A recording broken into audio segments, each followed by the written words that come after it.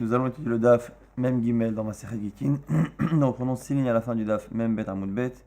Ibarya Lehu, Ayved, Shemacharo Rabo, Liknas, Machour ou Eno Machour. Une autre question. Si un maître a vendu son serviteur, mais il ne l'a vendu que par rapport au Knas, on a vu hier, à la fin du daf, que lorsque un serviteur a été frappé par un taureau, par quelqu'un, qu'il était blessé ou qu'il était tué, en fonction de cela, on avait un Knas, une amende forfaitaire que la Torah obligé à donner, et cette amende revient dans certains cas au maître. La question est-ce que le maître peut garder la possession du corps et du travail de son serviteur et ne vendre que le droit qu'il possède de recevoir une éventuelle amende forfaitaire en cas de blessure? C'est la question de la Gemara. Est-ce que cette vente partielle a une valeur ou pas? La Gemara nous dit que finalement, cette question n'est pas liée à une marloquette qui est Rabbi Meir et Rabbanan. Est-ce que l'on peut vendre ou est-ce que l'on peut statuer sur quelque chose qui n'est pas encore existant? Puisque ici, le Nezek, la blessure n'existe pas au moment où on la vend. Tiba el Rabbi Meir, Tiba el Rabbanan. La Gemara dit, cette question se pose à la fois pour Rabbi Meir et à la fois pour Rabbanan. Ne crois pas que l'avis de Rabbi Meir et Rabbanan sur la question de ce que l'on peut vendre quelque chose qui n'est pas encore venu au monde. Ne crois pas que cette discussion là-bas résout notre question ici. Tiba el Rabbi Meir, la question se pose même pour Rabbi Meir. Peut-être que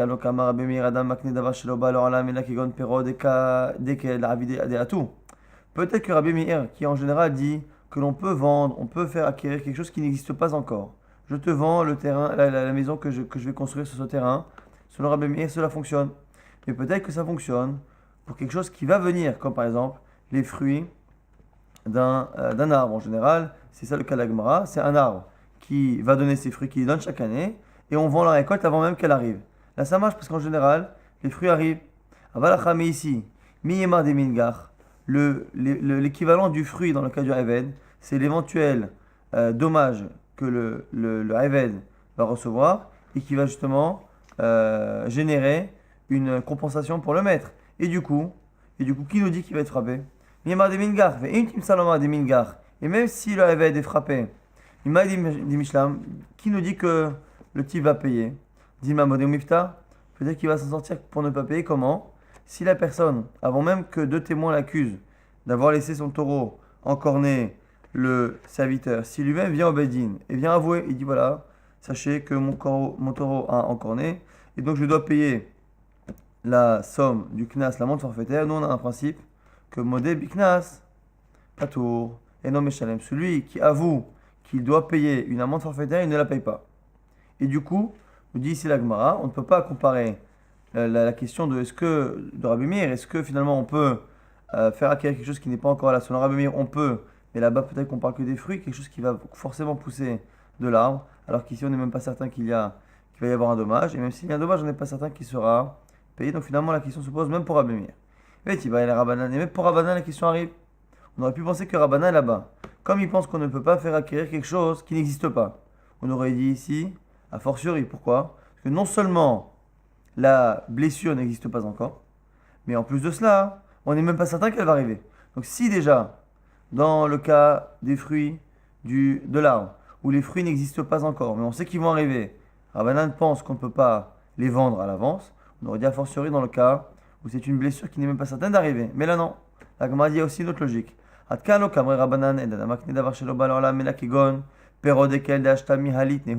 Peut-être que là-bas, dans le cas des fruits du dattier, c'est spécial aussi. Pourquoi? Parce que les fruits du dattier, même si c'est certain qu'ils vont venir, aujourd'hui, ils n'existent pas du tout. Avalacha, haka eshor, yaka eved. Alors que là, ici, les protagonistes d'un éventuel accident, le taureau et le serviteur, existent déjà. Ici, la double question de la Gemara est liée en fait à deux visions par rapport à ce dommage. On a la marloquette Rabbi Meir Rabbanan sur des fruits qui vont venir, mais l'arbre existe maintenant. Les fruits, c'est certain qu'ils vont venir, mais ils ne sont pas encore là. Et dans le cas du Nézek, dans le cas du taureau qui est encore un serviteur, qu'est-ce qu'on regarde? Est-ce qu'on regarde le dommage lui-même, la blessure? La blessure n'existe pas en elle-même. Est-ce qu'on regarde les acteurs? Les acteurs, le taureau et le serviteur, sont déjà présents. Et en fonction de ces deux visions, on peut finalement se rendre compte qu'à la fois selon Rabbi Meir, et à la fois selon Rabbanan, on a la question. Donc la Gemara nous explique que la question est très large et finalement concerne tous les avis. Maï, la Gemara repose la question maintenant. Maï, finalement, quelle est la solution à cette question? Est-ce que l'on peut vendre finalement le droit qu'un maître à toucher l'amende forfaitaire lorsque son serviteur a été blessé. Amar Rabbi Ami, Tashma, Rabbi Abba répond avec une braïta, Tashma, une braïta qui parle du droit de consommer de la trouma. On a vu hier que lorsqu'un serviteur appartenait à un Kohen, de la même manière que le Kohen mange de la trouma, tout ce qui est Kinyan Kaspo, tout ce qui lui appartient, qui a été acheté comme serviteur, peut manger de la trouma. Et ici dans la Torah, il y a deux expressions. Velid Bait, marqué Velid Bait, celui qui naîtra dans sa maison, donc un serviteur qui naîtra dans sa maison, il mangera de la trouma.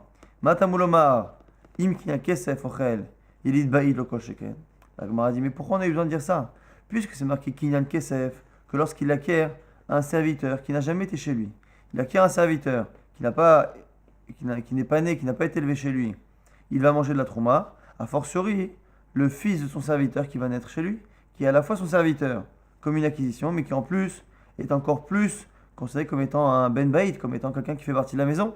Donc la Gemara s'étonne, la Braïta s'étonne, pourquoi finalement une fois qu'on sait que lorsqu'on acquiert un serviteur étranger et que celui qui l'acquiert est Kohen, le serviteur mange de la trouma, a fortiori le fils de ce même serviteur qui naîtra à la maison, il oken Haïti Omer Makinan Kesef, chez Jbosh avec Kesef.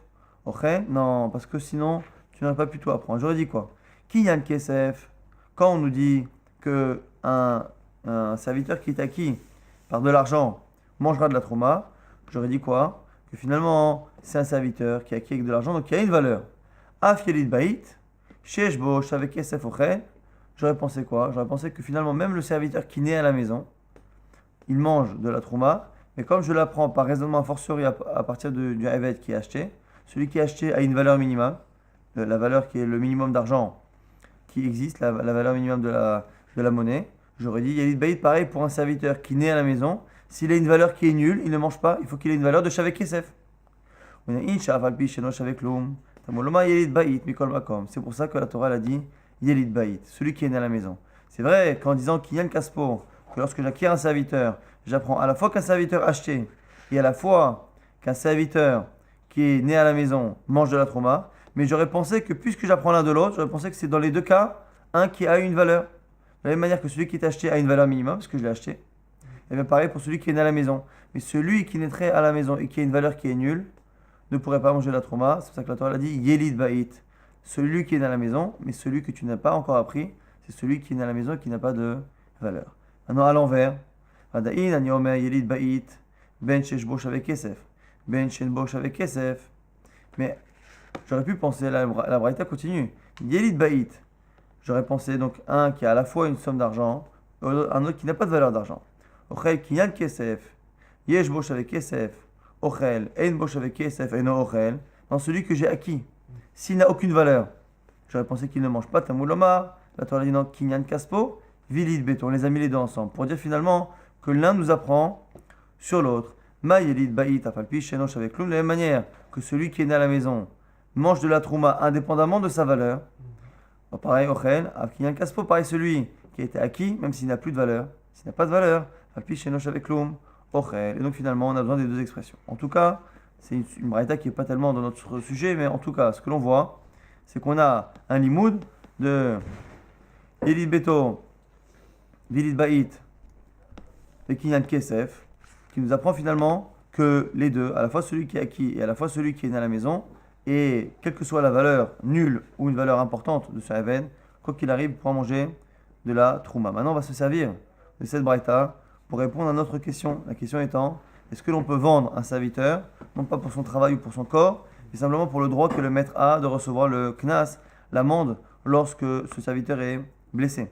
Puisqu'on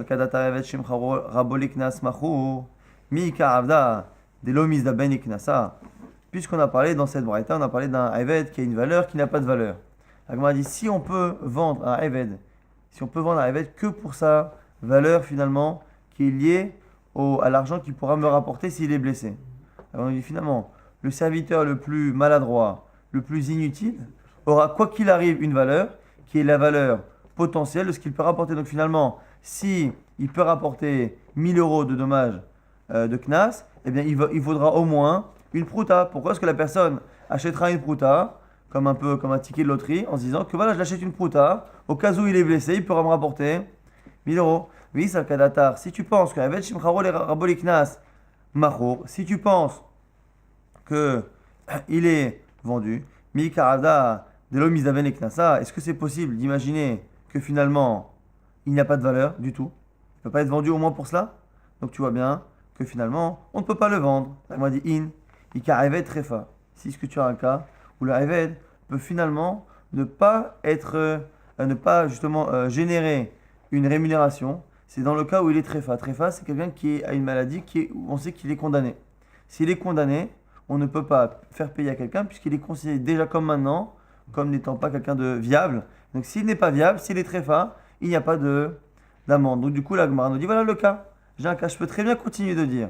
Je peux très bien continuer de dire qu'éventuellement, on peut vendre un évêque que par rapport à l'argent qu'il peut rapporter. Ah, alors comment c'est possible de trouver un évêque qui n'a aucune valeur, même s'il ne sert à rien au niveau du travail? On a dit qu'il devrait servir au moins à rapporter. Non, parce qu'on a des cas où il est Trefa, il n'est pas viable, c'est quelqu'un qui est condamné. Comme il est condamné, il ne recevra pas le maître de Knas s'il est blessé, et donc s'il est inutile, il n'a pas de valeur. La dit ah, Chazel et mais même quelqu'un qui n'est pas viable, qui est condamné, il peut tout de même servir. Il dit Bim Nouval ou Mukashrin.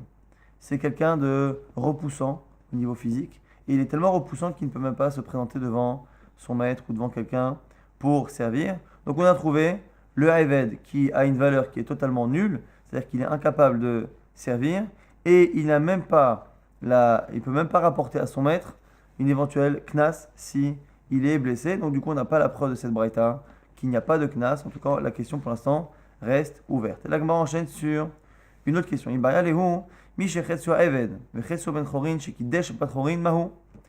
Un homme qui est à moitié esclave, à moitié libre. On avait vu, ça pouvait être dans le cas qui marchait selon tout le monde, c'est quelqu'un qui appartenait à deux personnes et un des deux maîtres l'a libéré. On a vu qu'après on avait fait un knas que l'autre maître devait le libérer. Ou selon Rabbi, ça peut être le cas où on a un maître qui le possédait à 100% et qui a libéré une partie. En tout cas, ce moitié-moitié, il a fait des kiddushin. Il n'aurait pas dû, mais il l'a fait. Que fait-on de cette femme? Et l'Agma nous dit qu'on ne peut pas faire ressembler ça à des cas classiques qu'on va étudier dans quelques semaines dans Masechet Kiddushin. C'est quelqu'un qui épouse une femme avec sa propre moitié, c'est-à-dire qui dit c'est ma moitié qui t'épouse, ou lui-même à 100% qui épouse la moitié de la femme. Pas trop se demander pourquoi les personnes faisaient ce genre de kiddushin, mais la question se pose à la Gemara, que fait-on une fois qu'on a fait ça? Im Tim Salomar, si tu voulais me répondre en m'apportant cette preuve, Ben Israël, Shamar Levat Israël, Kachi Lechatzai, celui qui dit un juif, qui dit à une juive, marie-toi ma moitié, c'est ma moitié qui t'épouse. Mais écoute, déchette, même si tu dis que là-bas ça marche, ne crois pas que c'est pareil. Alors quoi ça peut être ressemblant chez nous? Parce qu'ici il est moitié libre, donc moitié juif, et moitié Eved. Donc finalement, quelle est la partie de lui qui fait les kiddushin? C'est sa moitié qui est libre. Donc finalement, c'est un peu comme un homme totalement libre qui n'utilise que sa moitié pour faire des kiddushin. Si tu voulais me dire que ça ressemble à ça, et donc là-bas comme ça marche chez nous aussi, on va dire non. Et Chazia coulé, là-bas c'est différent. Parce que dans le cas où le type est libre à 100% et il dit je veux que ma moitié t'épouse, que tu sois marié à ma moitié, c'est vrai qu'il n'utilise que sa moitié, mais l'autre moitié est apte. Elle est apte tout de même à les kiddushin. Ah, le Chazia coulé. Alors que là, cette femme-là n'est pas apte à la totalité. Donc peut-être que c'est pas pareil. Alors si tu veux me dire que non, on va faire ressembler à un autre cas. Ben Israël avec Kadesh Chatzi Isha. Maintenant, c'est un homme qui épouse avec la totalité de lui-même, il épouse la moitié d'une femme. Chatzi Isha. Et non, mais coup d'échec. Là-bas, ça ne marche pas. On pourrait dire chez nous que c'est pareil. Pourquoi? Parce que là, ici, puisque lui, il est moitié libre et moitié esclave.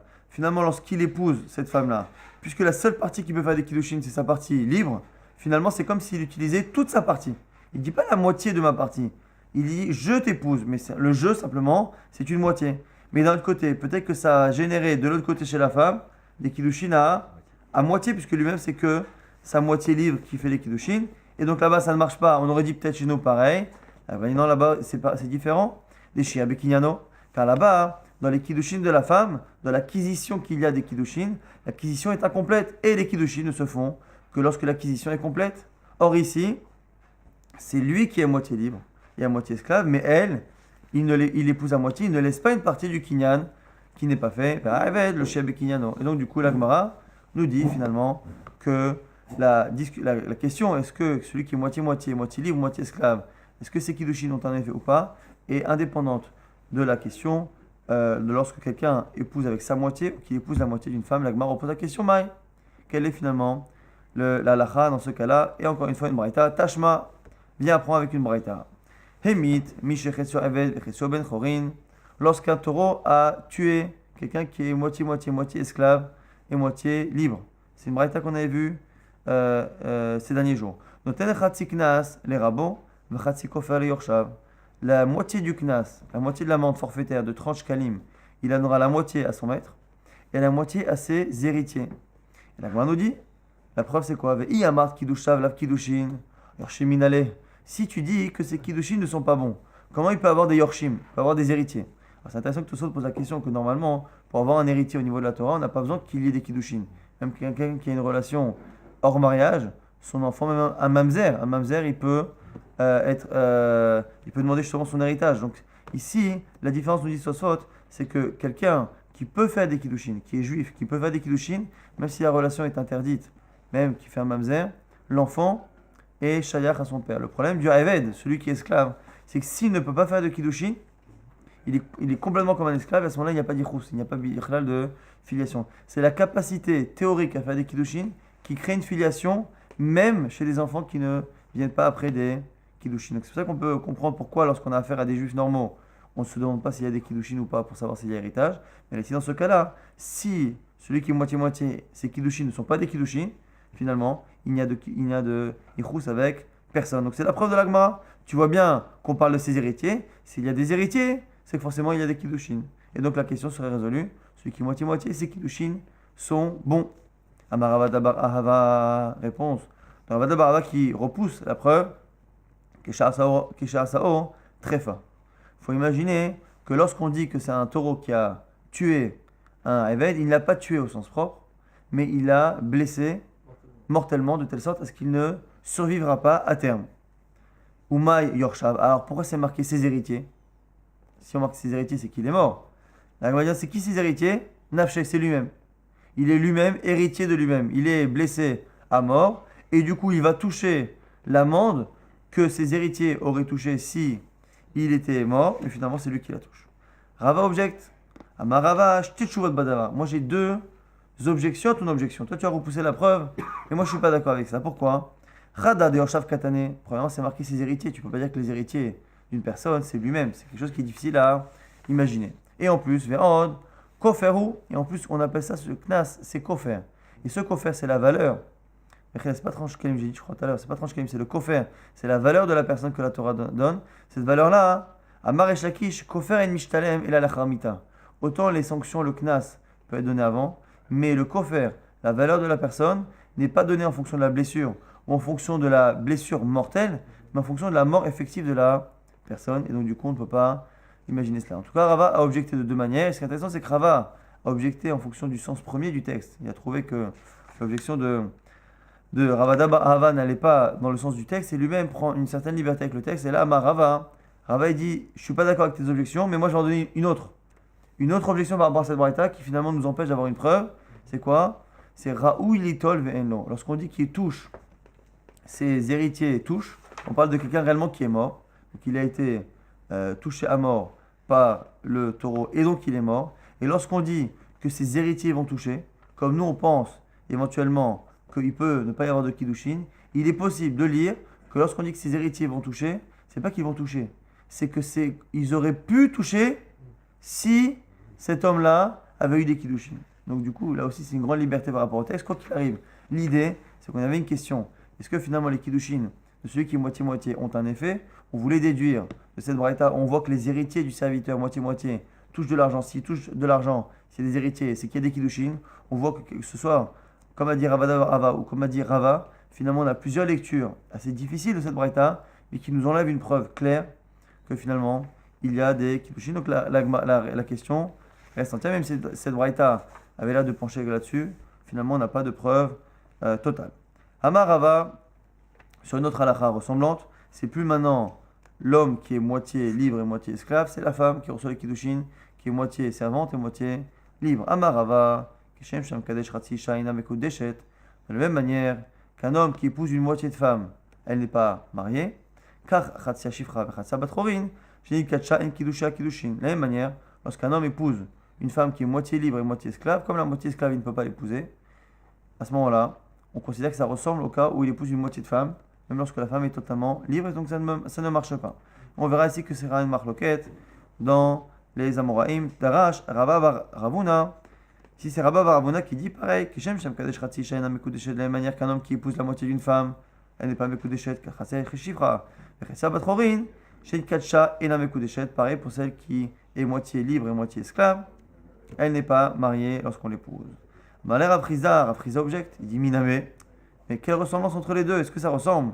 Atam, Shia Bekinyano, Achal, Shia Bekinyano, la même objection qu'on a vue tout à l'heure. C'est que là-bas, lorsqu'une femme était totalement libre et qu'on l'épouse à moitié, le problème est que finalement, on a la possibilité d'épouser toute la femme et qu'on fait une acquisition qui est partielle. L'acquisition étant partielle, dans les Kiddushin, une acquisition partielle n'est pas une acquisition. Or, ici, puisque la femme est à moitié libre et à moitié esclave, lorsqu'il l'épouse, il l'épouse totalement. Simplement, la partie totale qui est libre, c'est une moitié, c'est tout. Et donc, du coup, il n'y a pas ce chisaron-là, il n'y a pas ce défaut-là de faire une acquisition qui, dès le départ, est manquante au niveau de la kavana. Donc là, Rav Chizda nous dit que ce n'est pas forcément ressemblant. Adaoukim Rabba Baravuna Amora Ale. Finalement, Rabba Baravuna, qui avait dit que ça ne marchait pas, moitié libérée et moitié servante, parce qu'il pensait que c'était comme une femme qui était Mekudeshet à moitié. Finalement, il est revenu, il a trouvé un Amora, donc c'était celui qui traduisait ses drachot en public, et il a fait une dracha. Et avant de corriger ce qu'il a dit, il a cité un passage dans les Sharia, qui dit va marcher la zot tahat yadecha. Là-bas, on parle de la Torah on la compare à une simla, à une robe, et après on dit va marcher là, la Torah on l'appelle marcher là, azot, cette marcher là, tahat yadecha, elle est sous ta main, tu la domines. Et c'est quoi marcher là? C'est milachon mirchol. Mirchol, c'est un piège, c'est une embûche. Et ici, on voit que la Torah a appelé que le nar plutôt a appelé la Torah, marcher là, une embûche. Pourquoi? Et après, on dit qu'elle est tachat yadecha, elle est sous ta main. Pour nous dire quoi? En Adam Omed a dit vrai Torah, il a imken yirshal bahen. Un homme ne maîtrise réellement ses paroles de Torah que lorsqu'il y a trébuché. C'est-à-dire qu'il s'est trompé sur une halakha. Lorsqu'on s'est trompé dans une halakha et qu'on s'est rendu compte de son erreur, c'est là qu'on domine réellement cette halakha, puisqu'on a vu finalement les deux côtés. On est vraiment allé dans l'autre côté, dans l'autre avis. On l'a compris jusqu'au bout parce qu'on l'a pensé, on l'a même enseigné. Et c'est une fois qu'on a compris bien ce point de vue-là et que finalement on a après tenu l'autre avis, c'est là qu'on a vraiment une maîtrise totale de la question. Et c'est à ce moment-là que ce Dvar Torah, il est tachat marché là. La halakha qui t'a fait chuter, qui t'a servi d'embûche, une fois qu'elle t'a servi d'embûche et que tu t'en es sorti, elle est tachat yadecha, elle est sous ta main, tu la domines. Et du coup, il reprend cette fameuse halakha grâce à l'objection de Rav Chizda. Il dit non, finalement, je me suis trompé. Même si celui qui épouse une moitié de femme, ça ne marche pas. Mais par contre, lorsqu'il épouse une femme qui est à moitié libre et moitié servante, c'est pas qu'il ne sait pas. C'est pas que c'est pas pareil et qu'on ne sait pas. C'est qu'il tranche. Que finalement, c'est des kiddushin. Maïtama, pourquoi? Car là-bas, le seul problème qu'il y avait dans une moitié de femme, c'est que l'acquisition était incomplète. Là, ici, elle n'est pas incomplète, c'est simplement la femme elle-même qui a un statut particulier. Donc finalement, grâce au fait qu'il ait pensé complètement un avis, il a réussi à même trancher de l'autre côté, quelque chose qui aurait pu être un safek.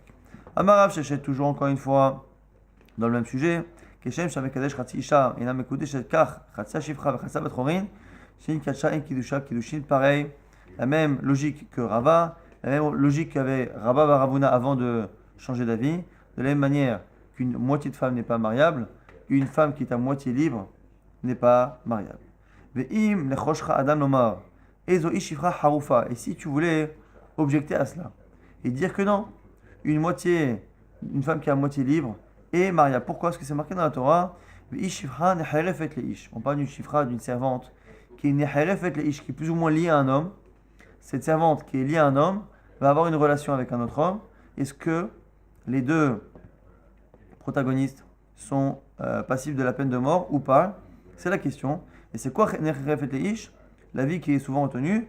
Zo shechet shifra, c'est une femme qui est moitié libre, moitié esclave, ameurasa d'ivri, et qui a été finalement mariée à un esclave juif. Et donc, on voit bien qu'on l'appelle necherefet leish. Donc on voit qu'elle a été mariée par l'esclave juif. Alma bat itrousehi. On voit bien qu'elle est mariable, puisqu'on dit qu'elle a été Meurassa. Si c'est ça ton objection, et Morlo, non, je vais t'objecter. C'est quoi? Kelach et Rabbi Ishmael. Va voir Rabbi Ishmael. Parce que Rabbi Ishmael, sur cette paracha-là, il dit que la Shifra Necheref et les Ish, c'est pas une femme qui est moitié-moitié. C'est une femme qui est esclave à 100% et qui est mariée non pas un esclave juif, mais un esclave non juif. Il dit quoi chez Omer? Bishifra Kelanit Amerosa, l'Aved d'Ivri. Il parle d'une esclave non juive, Mechila qui est mariée avec un esclave juif. Bishifra Kelanit Bati Trousehi. Et là-bas, on peut imaginer qu'il y a des kiddushin. Pas possible. Et donc, puisque selon Rabbi Ishmael, on est obligé de dire là-bas que Necheref et les Ish, et qu'on dit là-bas qu'elle est Meoreset, qu'elle est mariée, on est obligé de dire là-bas que mariée, c'est l'Avzavka. C'est pas au sens halachique du terme. Donc, puisque selon Rabbi Ishmael, on peut prendre la liberté de dire que là-bas, Meoreset, c'est pas marié, c'est juste réservé. Pareil chez nous, dans celle qui est moitié-moitié. C'est l'autre vision que l'on a de cette paracha, c'est de dire qu'elle est moitié esclave et moitié libre. On peut aussi imaginer qu'on prenne cette liberté et de dire qu'elle n'est finalement que engagée, que réservée. Je crois qu'il y a un nid de Trousehi. Et là, Maïtlach le même comment tu expliques? Maï Moreset, c'est quoi Moreset là-bas? C'est Meyouchedet, elle est réservée. Achanami pareil chez nous, Maï Moreset, Meyouchedet.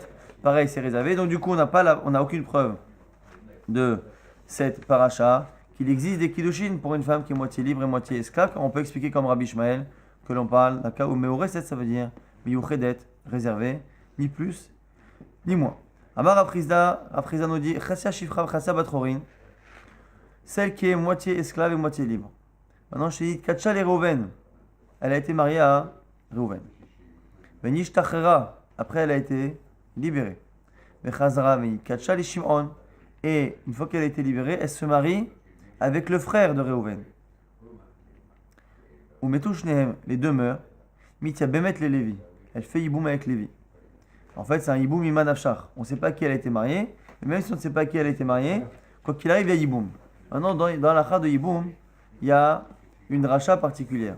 Et avec ça, dans les Sugyot, dans les Bamot, il y a une marloquette. Est-ce que c'est Minatora ou Midarabanan? En tout cas, Ve'ein, Ani Korebahen, et Shtemetim. Il y a une halacha, qui soit Midarabanan, soit Minatora, c'est qu'on ne peut pas faire Yiboum avec une femme qui est plus ou moins liée à deux hommes. Alors du coup, la question c'est est-ce que Minatora ça peut exister d'avoir justement Yiboum à un mariage avec deux hommes? En tout cas, il n'y a pas ce problème-là. Pourquoi il n'y a pas ce problème-là? Manafchar. Parce que Manafchar, lorsqu'elle était mariée, alors qu'elle était moitié-moitié au premier frère, on dit l'Agmara, Manafchar. I Kiddushin des Reuven Kiddushin, si le premier mariage était un bon Kiddushin. Reuven a épousé une femme qui est moitié libre et moitié servante. Si les Kiddushin fonctionnent, à ce moment-là, Kiddushin des Shimon, la Kiddushin. Le deuxième frère qui a fait les Kiddushin, c'est zéro, ça ne marche pas. Et donc, du coup, elle n'est pas considérée comme étant la femme de deux hommes, puisque le mariage de Reuven empêche le mariage de Shimon de fonctionner. Et Kiddushin des Shimon, Kiddushin.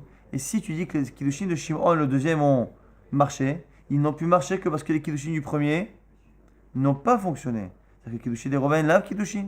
Et du coup, cette femme-là, elle est soit mariée à Reuven et pas à Shimon, soit mariée à Shimon parce que les Kiddushin de Reuven n'ont pas marché parce qu'elle était moitié-moitié, encore en fonction, encore une fois, de la question qu'on a posée tout à l'heure. Et du coup, elle était soit la femme de Reuven, soit la femme de Shimon. Maintenant, les deux sont morts.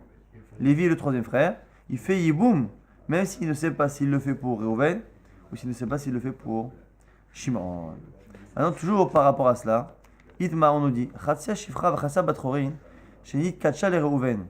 Une femme qui était donc moitié libre et moitié esclave, qui s'est mariée avec Reuven. On ne sait pas encore une fois le statut de son mariage.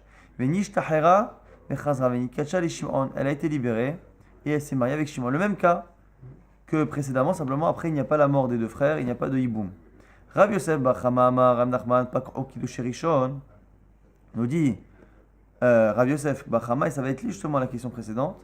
À partir du moment où elle a été libérée, après les Kiddushin du premier, les Kiddushin ont été annulés. Donc les Kiddushin avaient l'air de marcher jusqu'à présent, mais ils ont été annulés. Rabbi Zera dit non, au contraire, Amar Rav Nachman, Gamrou Kiddush Rishon. Au contraire, les premiers Kiddushin se sont terminés, se sont étendus. Elle était mariée plus ou moins à moitié, puisqu'il n'y avait qu'une moitié de libre. À partir du moment où elle était libérée à 100%, c'est comme si les Kiddushin s'étaient étendus sur la partie libérée de la femme. Donc on a deux visions par rapport à une femme qui a été mariée. Ici, les deux ont l'air de dire que les Kiddushin ont plus ou moins une emprise au départ. Est-ce qu'elle est partielle ou pas? Est-ce qu'elle s'annule, cette emprise, après la libération. Au contraire, elle s'étend, elle se conclut. C'est la discussion ici entre Rabbi Yosef Bachama au nom de Rav Nachman et Rabbi Zera au nom de Rav Nachman. Donc c'est intéressant ici, c'est deux versions de Rav Nachman. Rav Nachman n'a dit qu'une seule chose a priori. Donc il y a forcément une erreur. Amar Rabbi Zera du coup vient prouver, il dit Kevate Didi Mistabra. La logique va comme moi. Et encore une fois, pourquoi il essaye de prouver comme son avis de manière assez forte? C'est parce que les deux n'ont pas pu être dits, puisqu'encore une fois, c'est selon Rav Nachman. Si c'était deux avis différents, on peut avoir deux logiques différentes qui coexistent. Mais ici, Rav Nachman a dit une chose et forcément pas l'autre. Donc si moi, ma logique est bonne, c'est-à-dire que la tienne n'a jamais été dite. Et elle n'est pas bonne. Kevate Didi Mistabra. La logique va comme moi, dire-t-il, comme c'est marqué. Lo yumtu kilo chupasha. Là-bas, on parle justement de la fameuse femme qui était moitié libre et moitié servante et qui a eu une relation. On a dit que pourquoi ils ne vont pas mourir s'ils ont eu une relation? Le yumutu kilo chupasha, car elle n'a pas été libérée. On n'a pas dit qu'ils ne meurent pas tous les deux car elle est esclave, car elle n'a pas été libérée. Comme si, même une fois qu'elle a été épousée de cette manière-là, et qu'il y a eu cette relation-là, donc elle a été épousée, et qu'après les Kiddushin, elle a été Chupasha, libérée, comme si cette libération, a posteriori, pouvait finalement terminer les Kiddushin. Ah, Chupasha, Yumatu, ça sous-entend que c'est pas parce qu'elle était esclave, c'est parce qu'elle n'a pas été libérée, comme si la libération postérieure au Kiddushin pouvait faire un effet. Donc Rabbi Zera prouve qu'une fois qu'elle est libérée, après des Kiddushin, lorsqu'elle a été moitié-moitié, les Kiddushin s'étendent, et c'est pour ça qu'elle aurait été Chayavet Mita, si ce n'était le cas, selon ce que dit la Torah, que l'eau Chupasha qu'elle n'a pas été libérée. Amarle Abaye répond Ou t'en as des Rabbi Ishmael Damar, Shifra Kenani Tamerouset Leyavet Divri.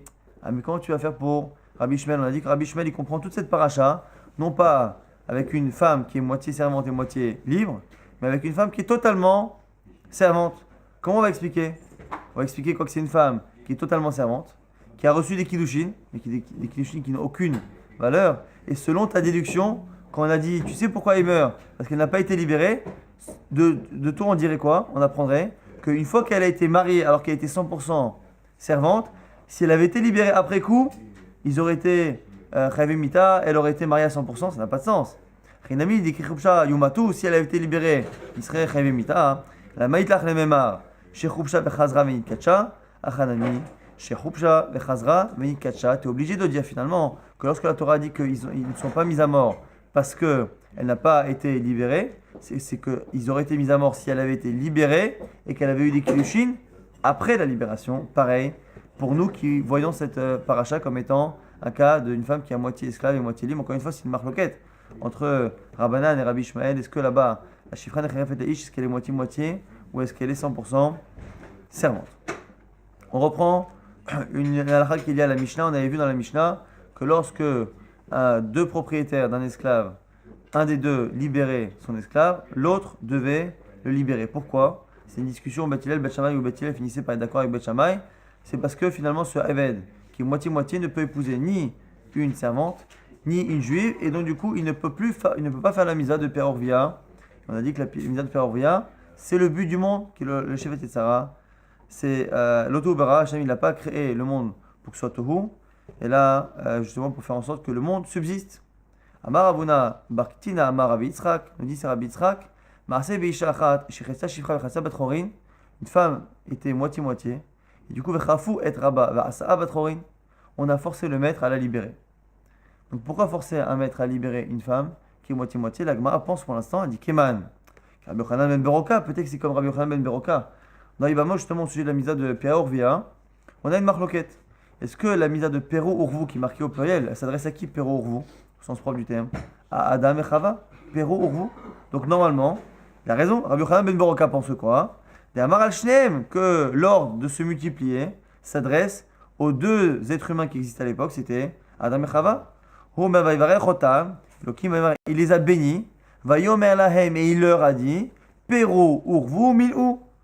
Croissez, multipliez, remplissez la terre, tout est au pluriel. Donc du coup, on dit Rabbi Yochanan ben Beroka, la femme a la misa de Père Orvia au même titre que l'homme. Et donc c'est pour ça que de la même manière que le maître qui est propriétaire de la moitié du Eved doit le libérer lorsque c'est un homme pour lui permettre de faire la misa de Père Orvia, pareil, lorsqu'il est maître d'une femme à moitié, il doit la libérer pour qu'elle fasse la misa de Père Orvia. Ce que la Gemara propose, peut-être que cette Mishnah, cet enseignement de Ravuna au nom de Rabbi Yitzhak, serait selon Rabbi Yochanan ben Beroka, l'Agma dit non, c'est pas évident. Pourquoi? C'est là-bas, c'était une raison particulière. Amar Rav Nachman bar Yitzhak, lo. Minagev kan hagub, on l'a vu aussi il y a quelques jours. Là-bas, c'était différent. C'est pas pour la mise de Pierre Orvia, c'est parce que cette femme-là, ne pouvant se marier à personne, avait tendance à se laisser aller et s'offrir à tout le monde et du coup faire fauter les hommes. C'est la raison pour laquelle on a forcé le maître à la libérer, même si on a vu que c'était forcément un issour, selon certains, selon Rabbi Akiva, de libérer son esclave. Ici, c'était pour éviter de faire fauter le tzibour. Nouvelle Mishnah, encore une fois, sur quelqu'un qui doit libérer son esclave. Amocher Avdo Laodé Kochavim, O Lechotzalaretz Yassab Ben Chorin. Celui qui vend son esclave à quelqu'un qui est non-juif ou qui le vend à quelqu'un qui habite en Choutzaretz, en dehors d'Eretz Israël, on le punit et il doit le libérer. Et donc il n'est plus son esclave, la vente est annulée, tout est annulé et il doit libérer son esclave. Pourquoi? Parce que l'esclave, même non-juif, a certaines mitzvot qui sont liées à son statut de Haved Kenani et des mitzvot aussi qui sont liées à Eretz Israël. Et si on le vend à un non-juif, le non-juif ne laissera pas faire ses mitzvot. Et si on l'envoie en Choutzaretz, il sera contraint de ne plus faire certaines mitzvot qui sont liées à la taille d'Eretz Israël. Donc c'est la raison pour laquelle Khamim lui ont enlevé la propriété de son Haved. Tanora Banan, une braïta, Mocher Avdo Laodé Kochavim, Yatsa Lechirut, Vetsarir Get Shichur. Celui qui a libéré, qui a vendu son esclave à un non-juif, on a dit qu'on le punit et il est libre. Mais encore une fois, les Chachamim n'ont de pouvoir que sur la propriété d'un Haved. La propriété, c'est comme une propriété financière, on a dit Efker Bedin Efker. Simplement, on a dit dans le Haved, il y a deux choses. Il y a la propriété financière du corps et du travail que le maître a sur l'esclave, et il y a la propriété au niveau du statut halachique par rapport au mariage. Et ça, il faut un get shichur. Or ça, les sages ne peuvent pas donner un get shichur à la place du maître, un peu comme les sages ne peuvent pas donner un get à une femme. Ici, la partie halachique qui est liée au maître ne peut pas être réglée par les sages. Donc on le force à le libérer, il ne lui appartient plus, mais il doit écrire un get shichur. Mais Rabbi Rishon de son maître. Amar Rabbi Shimon ben Gamliel, Rabbi Dvarim Amorim, Shelo Katav Alav Ono. Nous dit Rashbag, attention, quand est-ce qu'il doit écrire un get? C'est lorsqu'il n'y a pas écrit Ono. Ono, c'est un document lors de la vente qui justement remplace cela. Aval Katav Alav Ono, Zeo Shiho. Mais s'il a écrit ce document-là qui est Ono, ça fonctionne. Maï Ono, nous dit l'Agmara, Amarav Shechet, de Katav Lehachi, il écrit Kshitivrach Mimenu, En Yaesek Becha. C'est lorsqu'il a vendu à l'esclave non-juif. Si il n'écrit rien, si l'esclave s'enfuit de chez le maître non-juif et revient chez le juif peut le garder, il peut continuer à le faire travailler. Mais si par contre il lui a écrit dans la vente, je te vends, et si tu t'enfuis, tu m'appartiens plus, je ne peux plus te faire travailler, à ce moment-là, c'est considéré comme étant un get shichur, et donc du coup les sages annulent la vente et lui enlèvent la propriété, et de l'autre côté, cette condition-là qu'il écrit sur le document, ce qu'on appelle ono, ça suffit pour finalement remplacer get shichur. Tanoura Banan, une braïta toujours par rapport à cette halakha de libérer un esclave. Lava ala min arvei kochavim, kevan sha'asalo arvei kochavim nimuso, yatsa lecherut. Si le propriétaire a emprunté de l'argent à un non-juif, il a utilisé son serviteur comme éventuel moyen de remboursement s'il ne paye pas, s'il ne rembourse pas son prêt. Dans ce cas-là, on nous dit kevan sha'asalo arvei kochavim nimuso. Puisque l'Orvek Kochavim, dès que l'Orvek Kochavim il a fait Nimoso, on verra justement que c'est quelque chose qui montre la propriété que le non-juif a dessus, Yatzaleh Kherut, il est libéré. La Gemara essaie de comprendre. Ma Nimoso, c'est quoi Nimoso? Ravuna Bar Yehuda, Nashki. Nashki, donc ici nous dit Ravuna Bar Yehuda, Nimoso, c'est le siman, c'est le signe qu'on mettait sur un Eved au niveau de son cou pour justement montrer qu'il était esclave d'une personne. Dès que le non-juif a mis cet objet sur le corps du Eved, à ce moment-là, il est libéré. La Gemara objecte et dit Metiv Rav Shechet. C'est pas possible. Pourquoi? Parce qu'on voit que ce terme-là est utilisé par rapport au terrain, par rapport à un terrain. On ne peut pas imaginer que cet objet qu'on met sur la tête du Eved pour montrer qu'il est esclave peut être utilisé sur un terrain.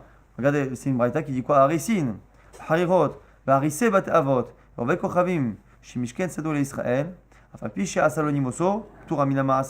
c'est des cas où les juifs ont un rapport de soumission par rapport à un non-juif, par rapport à un terrain. Donc, Haris, c'est le vassal, celui qui travaille sur un terrain et qui donne une part au seigneur qui est propriétaire.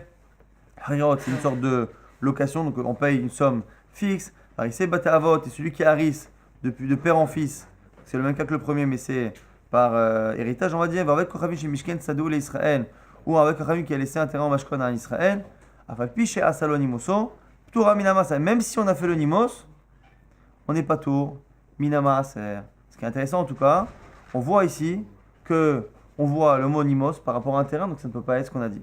Vesakadatar Nashki, si tu dis que Nimos c'est Nashki, ça débarre Nashki, est-ce que tu peux dire ça sur un champ? Et là, Marachel Rachel corrige, dit Zman. C'est le Zman, c'est le fait de donner un temps. Donc finalement, on devrait corriger et dire que dans la Braïta, qui a dit que dès que le Rav Kochavim, il a mis ce qu'on appelle son Nimos, cette règle-là, cette chose-là, à ce moment-là, il est propriétaire. C'est-à-dire que dès qu'on a donné une date, il dit bah, si je ne te rembourse pas à telle date, mon serviteur t'appartient. À ce moment-là, le serviteur est libéré et appartient au non-juif. Là, on m'a dit caché Azman, Azman, mais c'est pas possible. Pourquoi c'est que la deuxième Braïta, qui parle de Nimos là-bas sur le terrain, dit exactement l'opposé, même à Falpiche à Salonimos, même s'il y a le Nimos qui a été fait, Pturamina Maaser, c'est pas considéré comme étant appartenant aux juifs, donc il n'y a pas de Maaser. On m'a dit Lokashia, Ha de Matazimne, Ha de Lomatazimne. Quand on dit le Zman, le temps, c'est pas qu'on a simplement prévu une date butoir, c'est que la date est arrivée. Dans le cas là-bas du Eved, on a estimé une date, à partir de telle date, si je te rembourse pas, ça t'appartient. Et pareil pour le terrain. Et du coup, dans un cas, le terrain, le temps est arrivé. Et dans le cas du terrain, le temps n'était pas encore arrivé. Et du coup, la Gemara dit, mais et là, Gabeved et Matazimne, Tricha les Mema. La Gemara dit, mais c'est pas shoot. Que dans le cas du Eved, le Eved ne peut pas appartenir au non-juif avant même que la date arrive, puisque c'est un prêt, il lui dit, je te prête de l'argent. Et ce serviteur te servira de remboursement si je ne te paye pas à la date, évidemment qu'avant, ça ne peut pas lui appartenir. Et là, il dit, de l'Omatazimne, Velo Kasha, Halegoufa, Alepera. Il y a une différence, c'est que finalement, le terrain n'a été vendu ou mis en imos que par rapport aux fruits, que par rapport aux pérotes, par rapport à la récolte, non pas par rapport à lui-même. C'est pour ça qu'il n'est pas considéré comme étant appartenant aux Juifs.